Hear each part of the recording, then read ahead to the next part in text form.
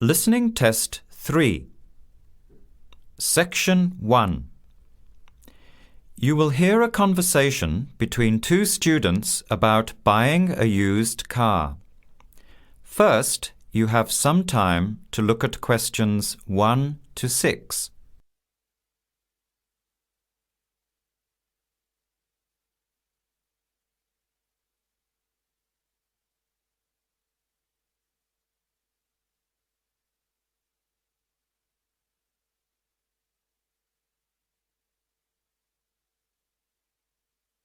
Notice that an example has been done for you. This time only, the conversation relating to the example will be played first.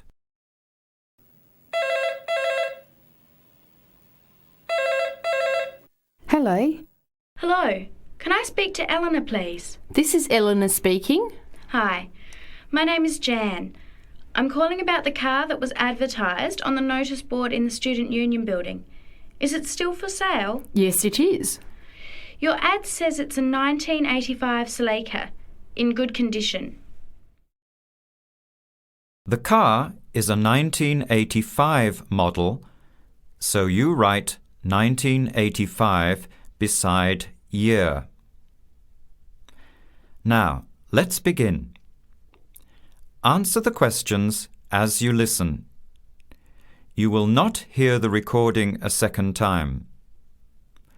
Listen carefully to the conversation and answer questions 1 to 6.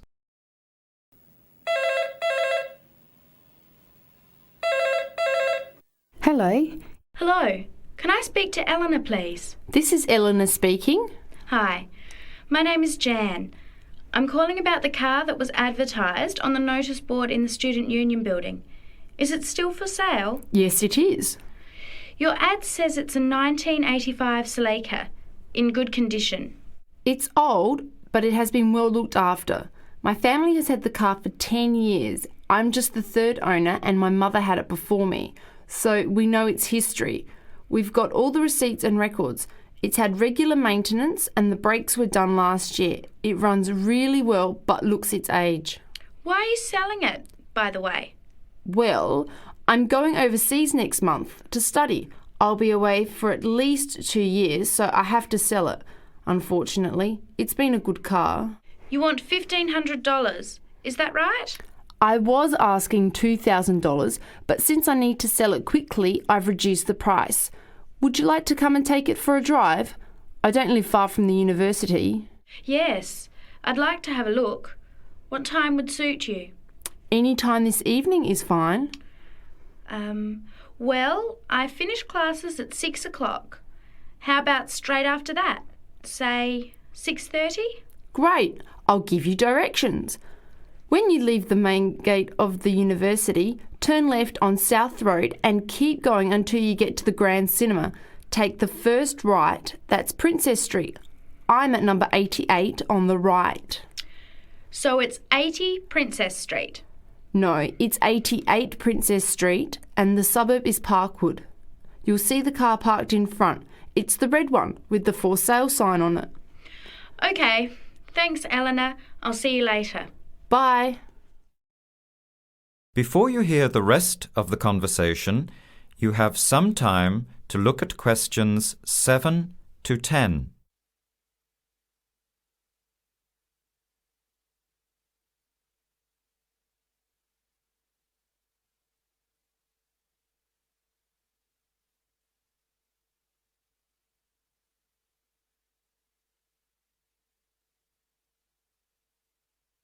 Later that day, at the university, Jan meets up with her friend Sam and tells him about the car.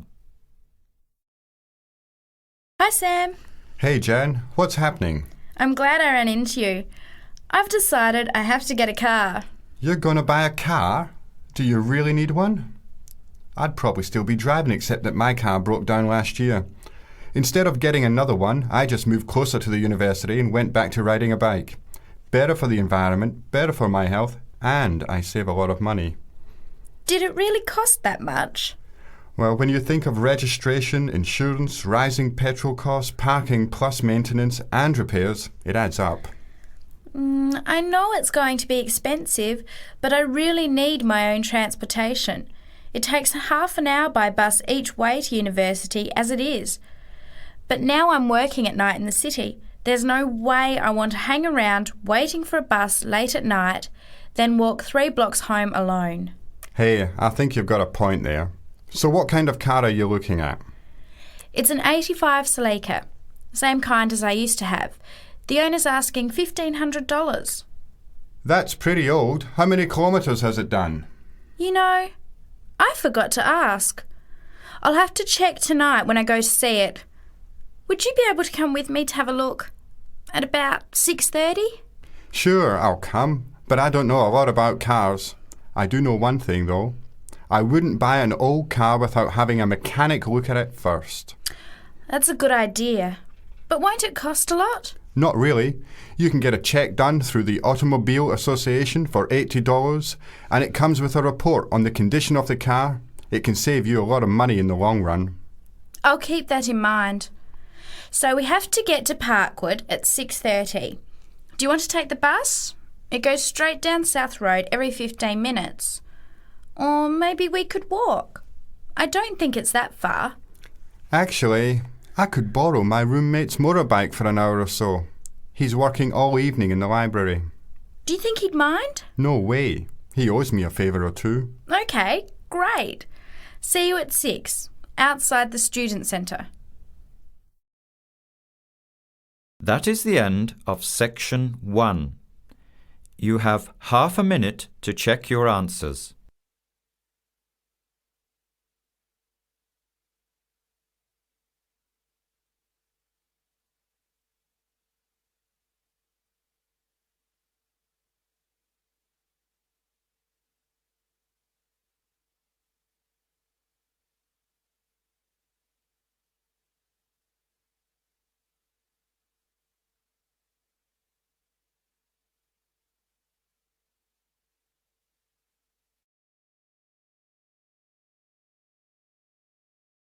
Now, turn to Section 2. Section 2. You will hear a guide giving instructions to a group of international students in Canada preparing for a whale-watching trip. Before you hear the talk, you have some time to look at questions 11 to 16.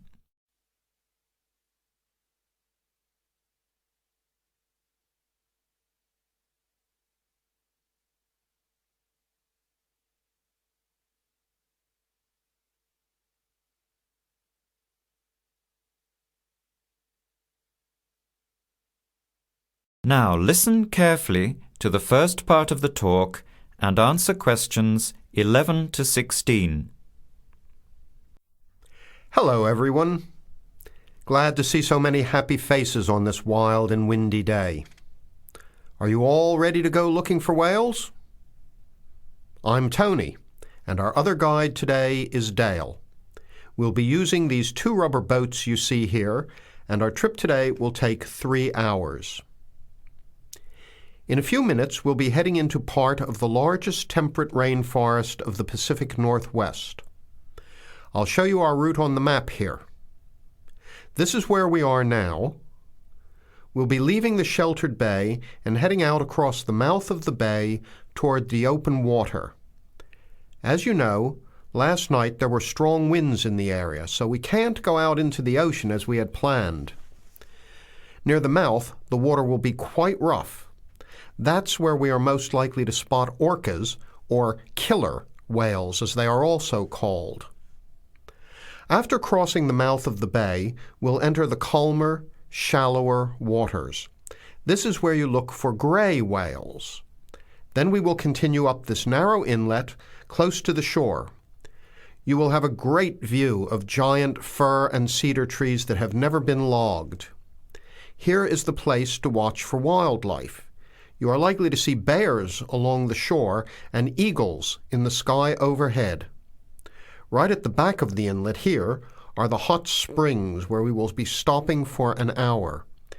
You can have a soothing soak in bubbling hot water before the return trip. I'll tell you a little bit about the whales now, because with the noise of the wind and the engine, you won't be able to hear much out there. As we head out in the boat, we will probably see dolphins first. They are a gray color and quite small, 1 to 2 meters long. They will swim right beside the boat, racing along and sometimes jumping out of the water just ahead of us. They swim very fast, and they are playful and curious. They're really fun to watch. The next ones we'll see are orcas, or killer whales, which are actually members of the dolphin family. They are 7 to 8 meters long, very fast, and they have sharp teeth. Some stay in these waters all year round. We identify them by the distinctive black and white color. They feed mainly on salmon in these waters, but the orca diet can include seabirds, seals, dolphins, and other mammals. They can be fierce hunters, and this is why they are called killer whales. We should start watching for them as soon as we get out toward open water. We're likely to spot the orcas from a considerable distance. Watch for the black and white marking and mist spouting from the blowholes on top of their heads. Just outside the inlet is where we will probably see gray whales. The grays are migratory. They pass through here twice a year, moving from far in the north where they feed to the warm southern waters where they breed. You are very lucky today because several have been reported in the area. Unlike the orcas, grays are solitary, except when you see a mother with a calf. The gray whales are much longer and heavier than the orcas, 14 meters long and weighing up to 30 tons. The gray whales are filter feeders, gathering tiny ghost shrimp from the sand at the bottom. We recognize grays from their tail fins because each one is different. Once we find the whales, we'll come up as close as we can safely. We are allowed to approach the whales no closer than 50 meters, but that feels pretty close when you are in the presence of animals this big. You'll see mist coming out of the blowholes when they breathe out, and you'll hear a loud hiss. If we are downwind, we might even be able to smell them, a strong, fishy smell. Before the talk continues, you have some time to look at questions 17 to 20.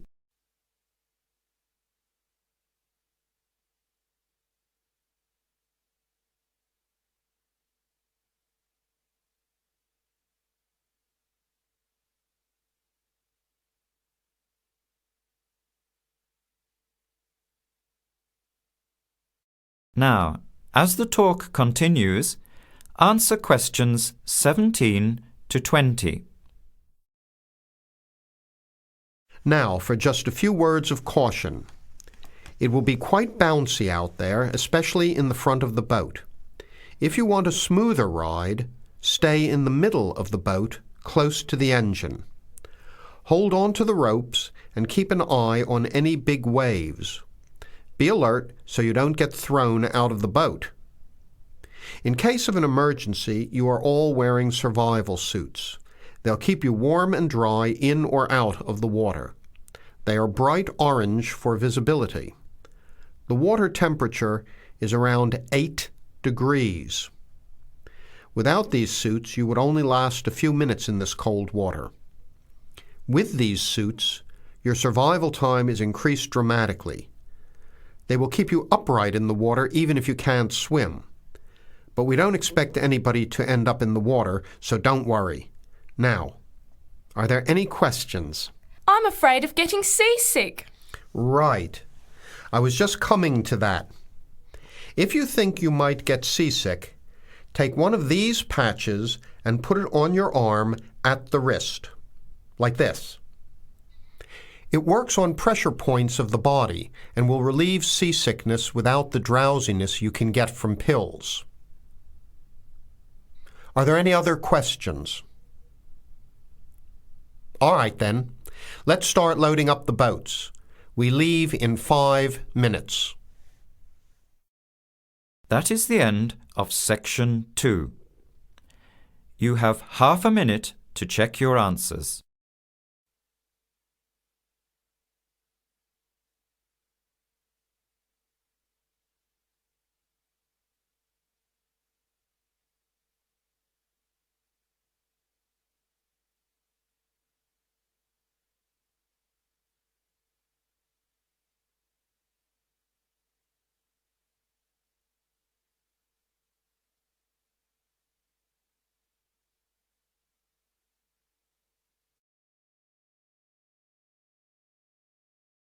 Now turn to Section 3.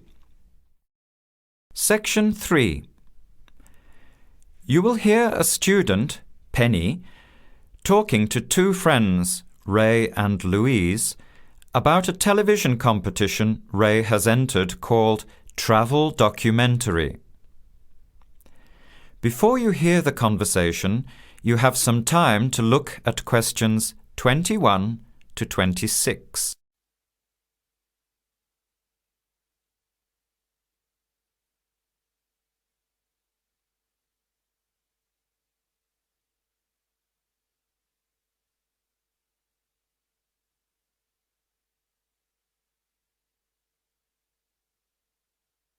Now, listen carefully and answer questions 21 to 26.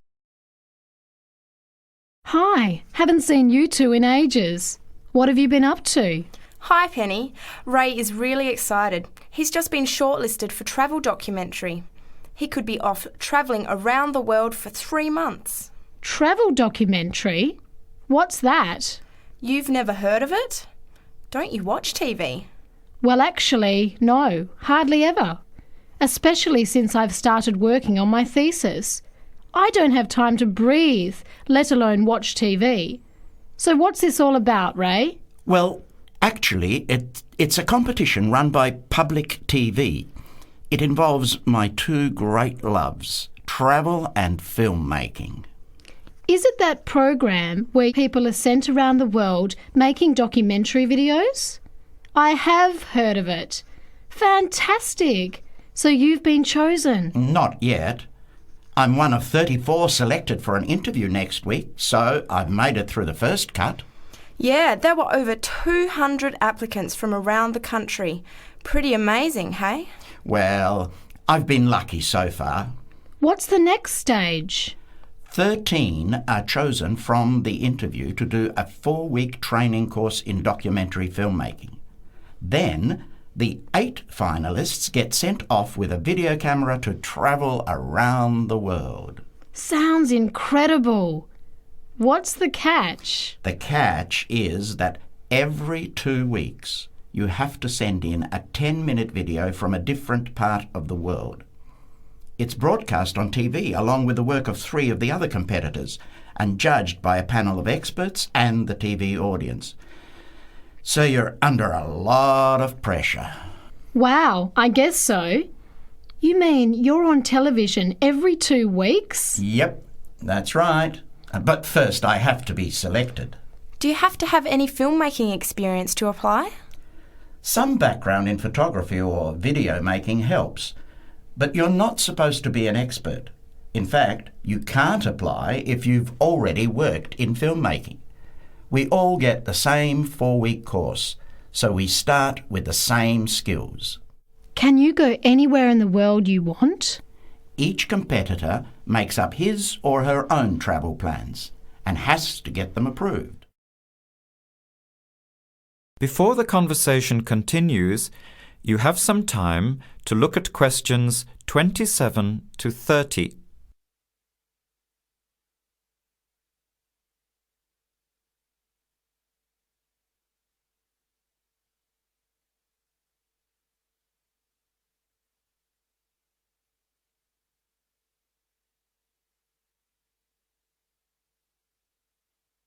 Now, as the conversation continues, answer questions 27 to 30. Have you talked with anyone else who has done it? As a matter of fact, just last week, I met Sarah Price, a girl from here who did it last year. What did she have to say about it? She said it was the most amazing experience of her life, but it was really tough at times. I think you'd have to be really brave to take off like that alone with so much responsibility. It's not like going on a holiday, is it? No.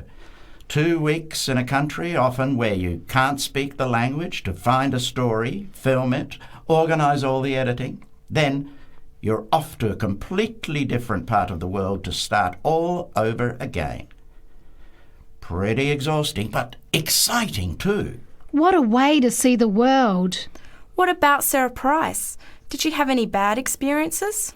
She said the worst part was when she got some mysterious fever in Mongolia and thought she might have to be sent home. Fortunately, it got better, but she said it was scary to feel really ill when you're alone so far away. So what made you want to apply? When I saw the program on TV a while ago, I thought, this is for me. I've always wanted to travel, but needed to work for a year before I could even think about it. Then a new series started up. I thought, now's my chance. Don't you think you'll be lonely? I don't think I'll have time to be homesick. I'm more worried about having too much to do and not enough time to get things organised. So we might be watching you on television in the next few months. I hope so, if I'm lucky. When will you know for sure? They choose the final 8 in March. A month later, you're on your way. So do you have to pay anything? Nothing. It's all paid for. Course, camera, flights, accommodation and in-country travel. The budget is pretty tight though. No extras. I sure hope you get it.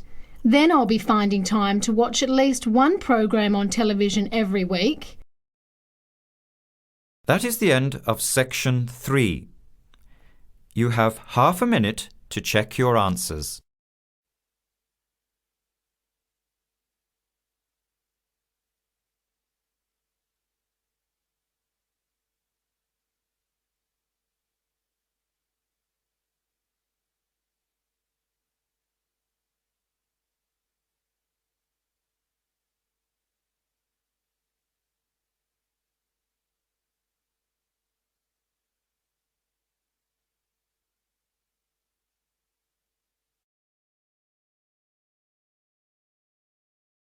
Now turn to section 4. Section 4. You will hear a talk given by Kate Tomalin on the history of technology.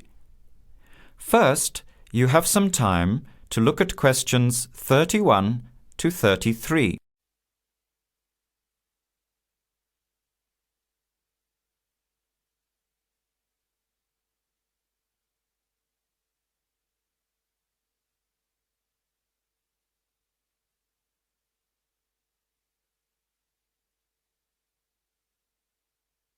Now, listen carefully to the talk and answer questions 31 to 33.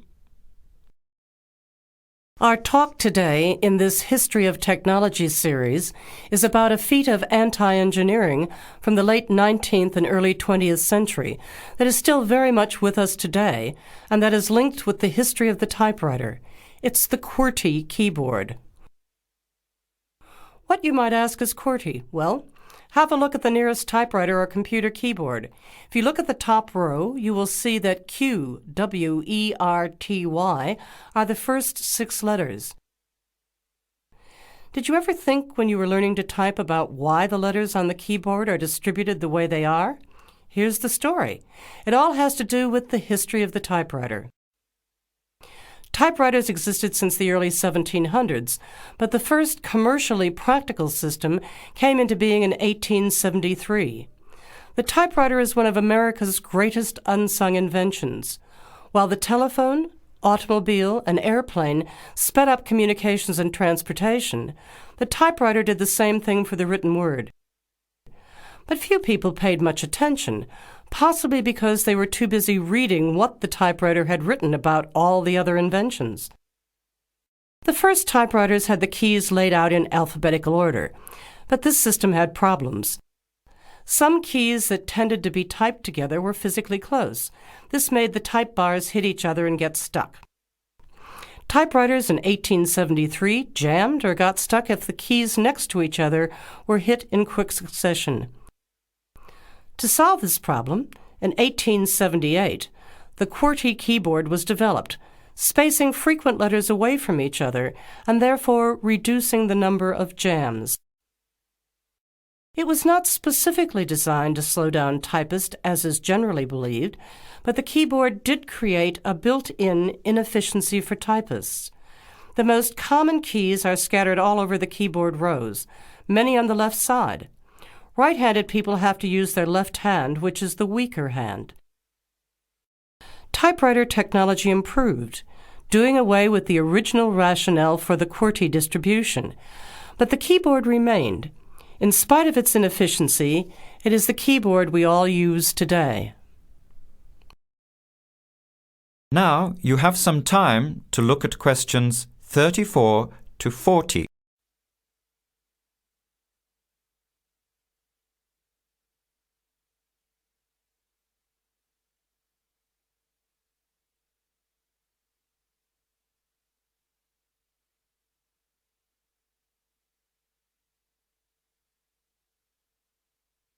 Now listen and answer questions 34 to 40.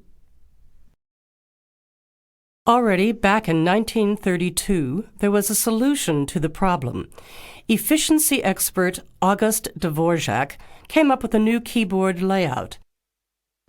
His home row consisted of A, O, E, U, I, D, H, T, N, S, which includes all of the vowels as well as the most commonly used letters. On this keyboard, over 3,000 words can be typed using only the home row. In fact, 70% of all the work can be done on the home row, 22% on the row above, and 8% on the row below. The Qwerty keyboard allows only about 50 words to be typed without reaching for other rows. In addition, on Dvorak's keyboard, the right hand handles 56% of the workload and the left handles 44%, just about the opposite of the division of the Qwerty keyboard. This is an advantage for most right-handers. The Dvorak keyboard increased accuracy in typing by almost 50% and speed by 15 to 20%. How much labor did this Dvorak layout save? In one study, a group of typists was evaluated in the use of both keyboards. Those using the Dvorak keyboard moved their fingers just about 1 mile on an average day, while those who used the Qwerty keyboard moved their fingers an average of 12 to 20 miles. The superiority of the Dvorak keyboard was clearly established. However, it has never been adopted as the keyboard of choice. Why? First of all, bad luck and bad timing on the part of the Dvorak team. First, there was the Depression. Not a good time for introducing change. But the main factor that worked against the Dvorak system was habit. People were used to the Qwerty keyboard. Computers today could easily switch the arrangement of letters to the Dvorak layout, but it seemed that because of habit, the Qwerty layout remains dominant. People felt comfortable with the keyboard they learned on, so it was the established patterns of hundreds of millions of typists, manufacturers, typing teachers, and typewriter salespeople that have crushed all moves toward keyboard efficiency for over 70 years. It looks like Qwerty Keyboard may be with us for a long time yet. That is the end of section 4. You now have half a minute to check your answers.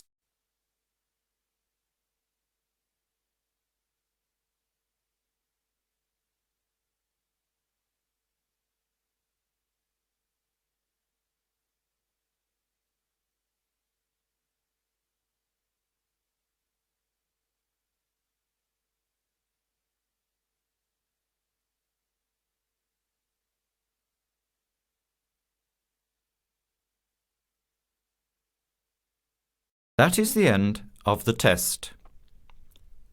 Now, check your score, but before you go on to the next listening test, look at the section in the book on how to improve your vocabulary and listening skills.